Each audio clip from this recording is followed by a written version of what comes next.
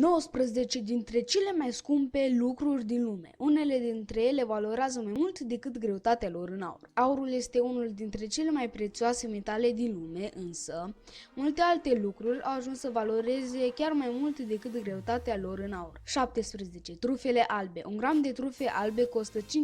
Aceste ciuperci sezoniere pot fi rase peste paste, friptură, ouă sau orez. 16. Șofranul. Șofranul se vinde cu circa $11 gramul. Planta medicinală se folosește pentru tratarea mai multe afecțiuni. 15. Aurul. Gramul de aur costă aproape $40. În afară de fabricarea bijuteriilor, aurul se folosește pentru proprietățile sale de conducător de electricitate sau pentru rezistența sa la coroziune. 14. Rodiul. Un gram de rodiu valorează în jur de $45.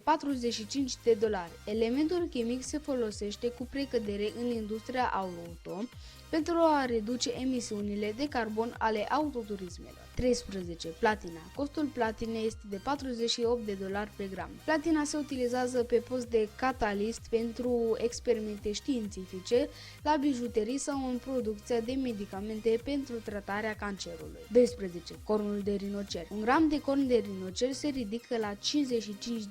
În Vietnam se crede că aceasta poate ajuta la vindecarea cancerului. 11. Crem de la mer. Un gram din această cremă costă $70. Aceasta se folosește pentru a preveni îmbătrânirea pielii. 10. Heroina de bună calitate poate ajunge și la $110 pe gram. 9. Metamfetamina. Aceste droguri costă în jur de $120 pe gram. 8. Cocaina. Cea mai potentă formă de cocaină poate costa $600 pe gram. 7. Plutoniul. Gramul de plutoniu costă $4.000.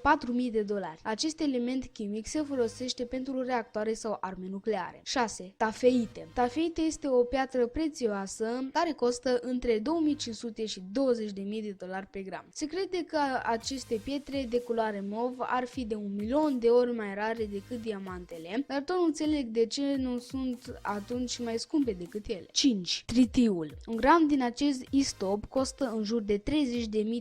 El este folosit, spre exemplu, la semnele de ieșire. 4. Diamantele. Aceste pietre prețioase pot ajunge chiar și la $65.000 gramul. 3. Painite. Un gram din această piatră prețioasă, considerată a fi cea mai rară din lume, costă $300.000.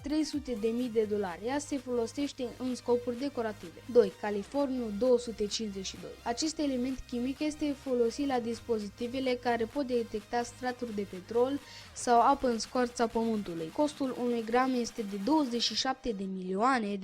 1. Antimateria. Antimateria ar putea fi folosită pe viitor drept combustibil pentru navetele spațiale. Costul potențial ar fi de, atenție, $100.000 de miliarde pe gram. Cam atât și cu acest episod. Dacă v-a plăcut, nu uitați să dați un like, share și subscribe. Pe data viitoare, v-am salutat! Pa!